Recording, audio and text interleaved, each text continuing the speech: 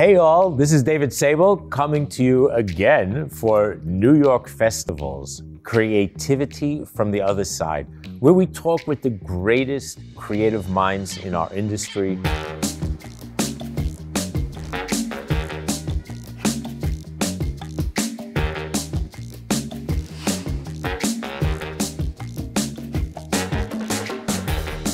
Today, I'm so honored and pleased to have another FOD friend of David, Fede Garcia of BCW. This is so important to me for many reasons. One, just because you're from the WPP family, which is sort of my spiritual home. But more importantly, I worked at Burson Marsteller for Harold Burson. I worked at Cohn & Wolfe.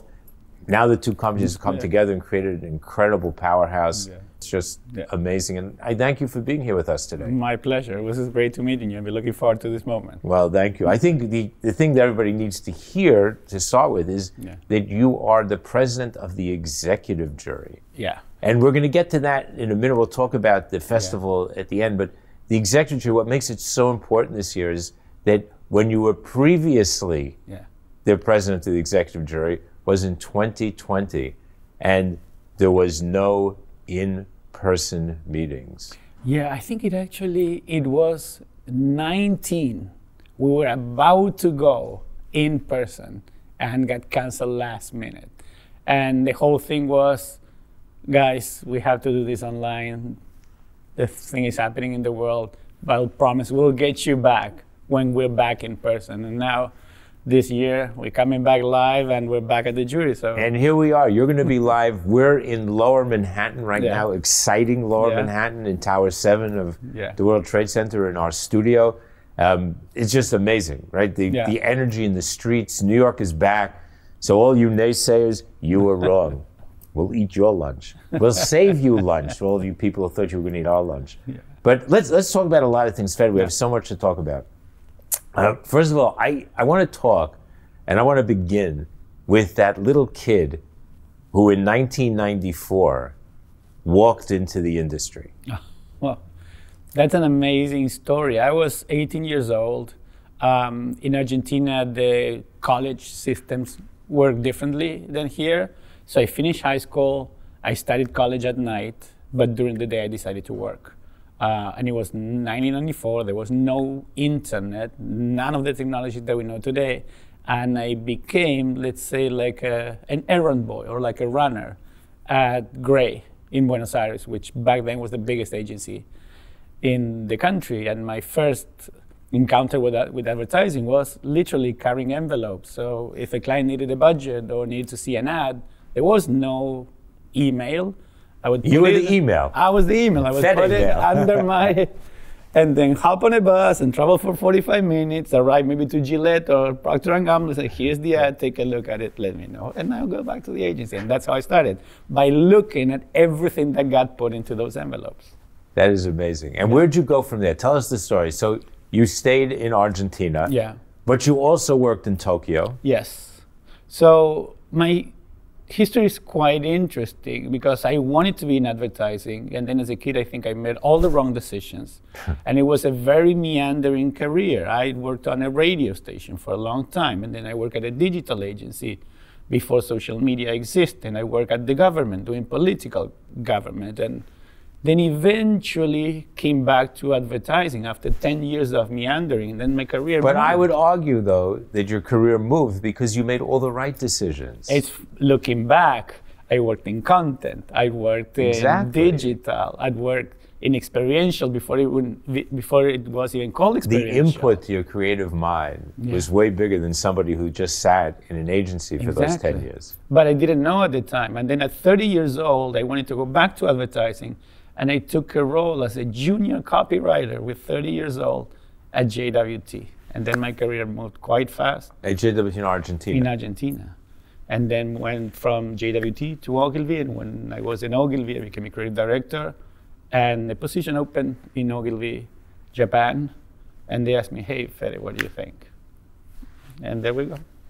And what language were you writing in Tokyo? That must have been interesting. It was quite interesting because all my career happened in Spanish. Luckily, I had like a very good knowledge of English. I was always interested in the language. So I said back then I was somewhat fluent in English, but then when you get to Tokyo, it's kind of a funny thing. People in Japan don't really speak that well the language.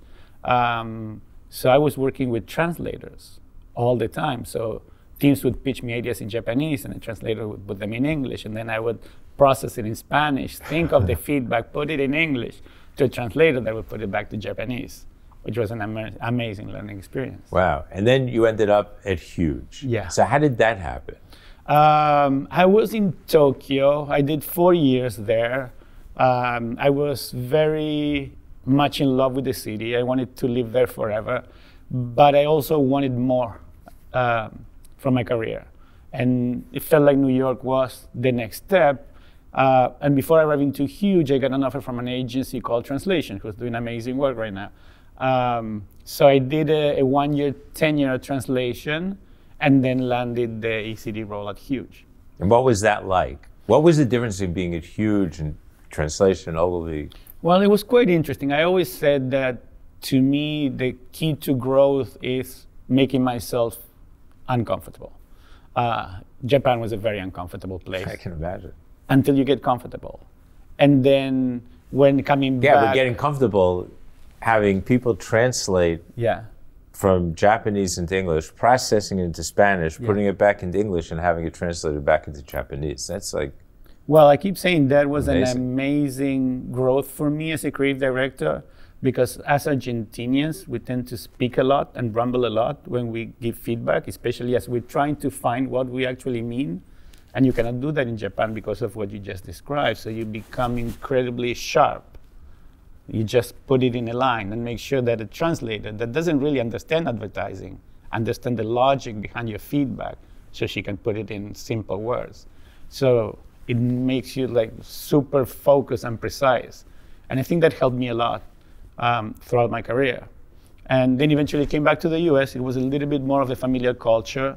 And suddenly the huge opportunity appeared, and it's like, okay, this is a design agency, is the ultimate digital agency, if you will, but they're not, at that moment, they were not particularly advertising. And when I was thinking about it, okay, this is the ultimate digital agency, all I can bring is better storytelling. And I thought that could be an interesting challenge. And then I took the job, and it was incredibly uncomfortable until I got really, really comfortable. So it was a great path for me there. So now I imagine you must be uncomfortable again. Yeah. Because having been like you, I've been on both sides. I've been on the advertising side, also started as a copywriter, and I've been on the public relations side. And the differences are night and day. Well, it is night and day, but at the same time could be the same thing. I always keep saying, when I started in advertising, it was advertising, and that was it. It was print, it was radio, it was TV, it was a billboard. And then you had another agency that were doing promotions, and then another agency, was Burson back then in Argentina, doing PR. And there were very clear lanes, and everyone stayed on the lane. Say the no lanes. There are no lanes. Everybody does everything. And when it comes to creating the kind of ideas that people want to talk about, we're all in the same business. On ideas. So talk about that. That's the key. It's about ideas. Yeah. Right? So copywriter, I've always believed that copywriters are key because the IP is very much around the idea. Yeah. I always said we need to deliver first a message, right? It's an argument. Why is my product better than my competitors? And that's a very rational argument. I say, okay, I have my rational argument, but what's the most impactful way that I can tell the story? Because, yeah, I might have the better argument, but there's a gazillion people talking out there. So how I stand out? And it's kind of funny, when I arrived to Japan, they told me, there's a very famous saying, is the nail that sticks out get hammered. And the advertising job is to be that nail that sticks out. And then... That's interesting.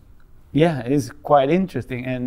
And then no matter where you are, if you're in PR, you're advertising, you need to create the kind of ideas that stick out, that people are interested, that people want to talk about. And it's all about what people want to talk about, because the client might be wanting to talk about the amazing products. The agencies might be wanting to talk about anything, but in the end, it's what does the consumer care about? Because I feel that every idea needs to be measured is how much people care about it. That's when the idea travels a long way, and that's why I make the move to PR. Because a PR agency, I feel that as long as we have the right ideas, we're very prepared to make those ideas go longer and turn those ideas into very interesting conversations. Right, and that's the challenge, of course, of PR, is that it's earned. Although the lanes have changed, and there are PR agencies, they also buy, but the truth is, it is mostly earned. Yeah. And I think this notion that you were talking about the words being important and the concept, is I've always said this, like, don't show me the work, even if it's going to be a billboard, whatever. Tell me first what the idea is. Yeah. Because if you have to start telling me about an idea and say, you're going to see great fireworks, and then Godzilla's going to come over the top, and then the army is... That's not an idea, that's an execution. That's an execution, Well, the funny thing is, if what we're trying to do is create ideas that get talked about, we need to think about how some random person is going to talk about it to their friends. So they're going to say, hey, did you see that idea that they did this, this, and this? So an idea should be pitched like this, this, and this. It's a simple line, so people can talk about it. Because when you get too complicated, then it's difficult to remember. Then you don't want to talk about it. So that's, to me, is the end factor. Do you have the idea beyond the execution that people will talk about and will talk to their friends about? So what I loved about your being hired at BCW is that it isn't out of the box hire. So it's equally uncomfortable for them, I imagine, as it is for you, and that's good. I mean, it just shows they're out of their comfort zone, you're out of your comfort zone. And in reading what Don Emperado, who's the CEO and a good friend, the CEO of BCW and a good friend, said, is she expects you to motivate action. And I love that. Because I'm not sure that everybody thinks about PR in that way. And I know that BCW does, but I know that other people, I know that clients, they don't often think about their PR agency as the motivators of action. Well, the tagline of BCW is moving people. And when I took the role, I feel that it's moving people externally for our clients and their consumers, but it's also moving people internally. How do we mobilize this monster? Because BCW is a monster of an agency. How do we all mobilize internally to achieve the same thing, which is moving people for our clients? How do we move the needle? And to me, that's all that matters in the end when it comes to marketing, is we need to move the needle. We need to move people from not buying to buying, from not caring to caring. We need to move them in an emotional way to care about our brands. But in that exact same sense, I need to move people within the company. Do we all believe in this? How do we all rally together? Right, so it's internally, externally, clients, it's your own agency, it's the market. So maybe share some work with us, like something that does what you're talking about, that moved people, that started from a place that you were uncomfortable and manifested itself in something you're proud of. Okay, this is my very first day at BCW. So I cannot talk about some of the projects because everything is kind of in motion, but I can tell stories of previous pieces of work. One that we done at Huge for this makeup brand called Il Maquillage. And we had a client that was really ballsy, I would say, really bold. And then said, I want to make something that really moves people. And there's a saying, not a saying, I have a friend that says, if you're friends with everyone, you're not friends with no one. Like, you cannot be friends with everyone. You have to have friends, and if you have friends and you're strong about them, you're going to have people that don't like you, and that's okay. And that's the approach that we took with the brand. We came up with a campaign that was very provocative in a way, and there's people that loved it and people that hated it. And this is the most interesting thing. When we were working on the campaign, we tested the campaign, and it tested 50-50. 50% love, 50% hate. A campaign that nobody would ever approve because of that test. And the guy said, if 50% of the audience loves me, and 10% of those buy me, I'm the fastest makeup selling company in the world. So let's run it. We'll deal with the backlash. They are the fastest D2C makeup company in the world. So I love that. What a great use of statistics and understanding insight.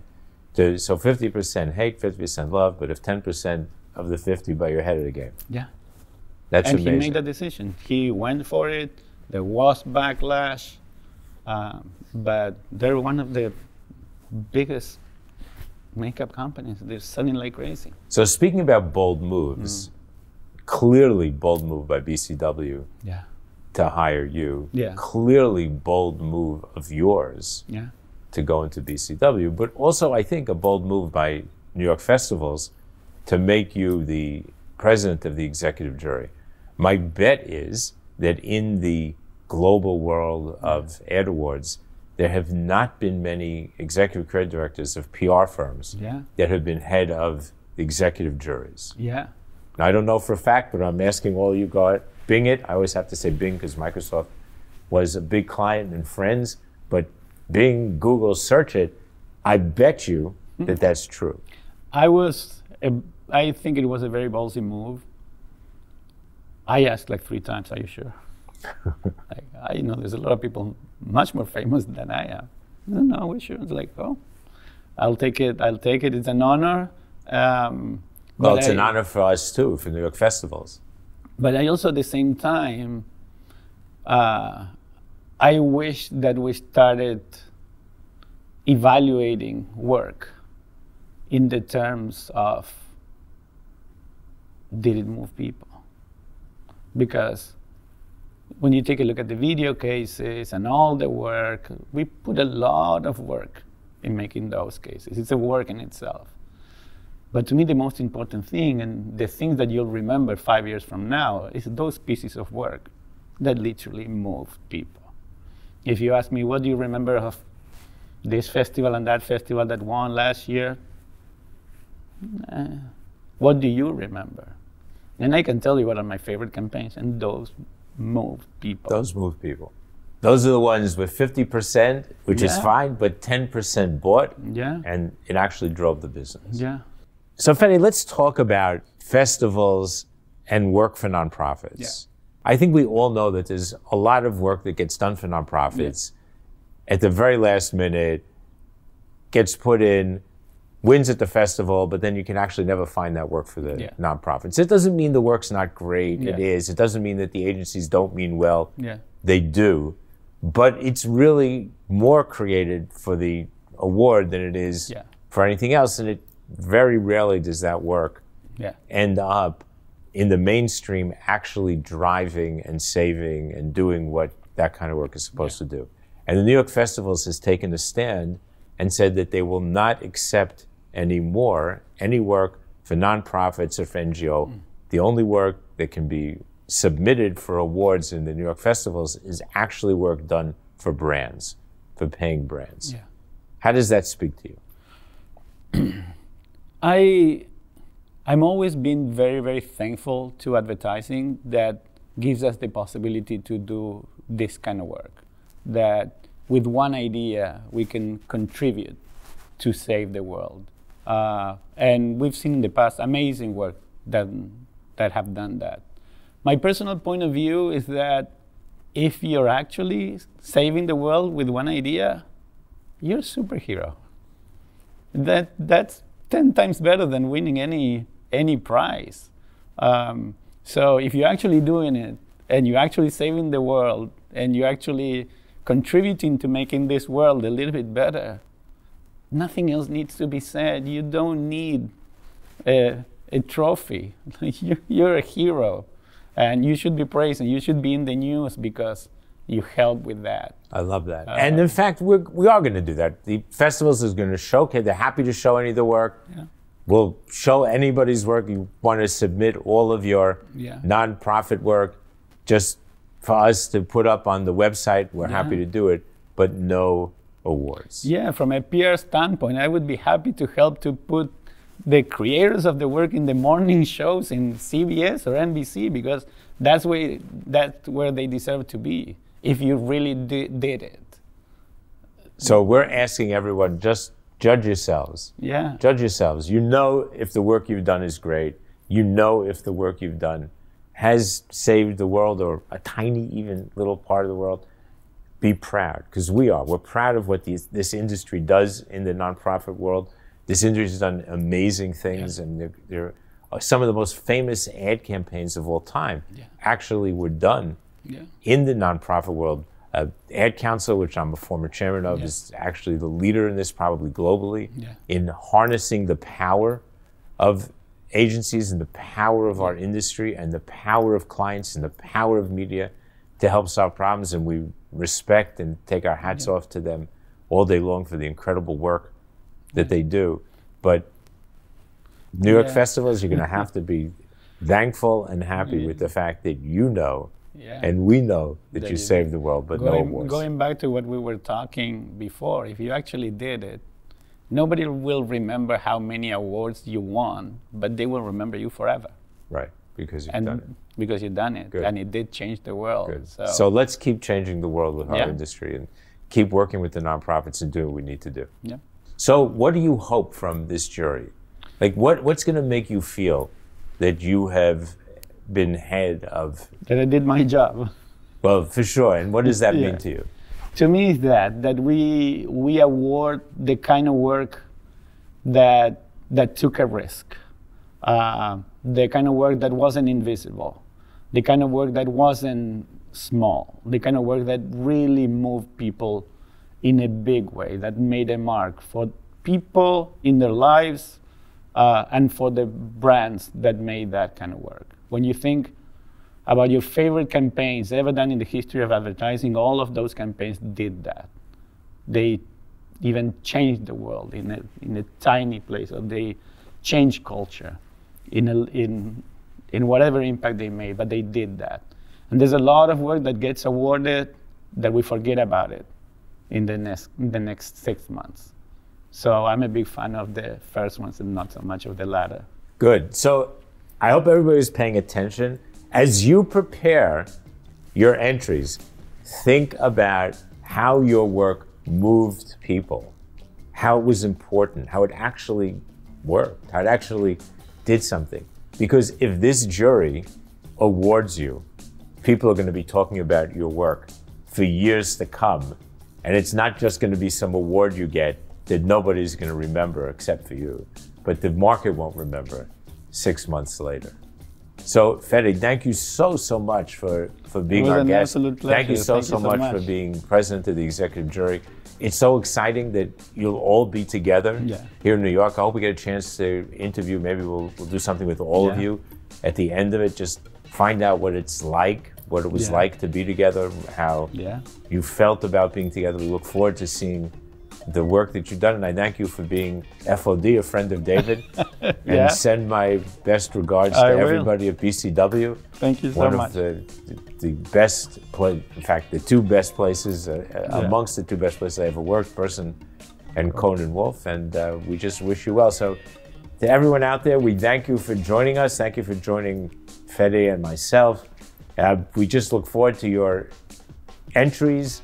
You heard what you need to do to win. You heard you're going to be famous for years if you win with this jury. And so from exciting, vibrant Lower Manhattan, this is David Sable for New York Festivals Creativity from the Other Side with Fede Garcia, the president of the executive jury of the New York Festivals. Thanks all for listening.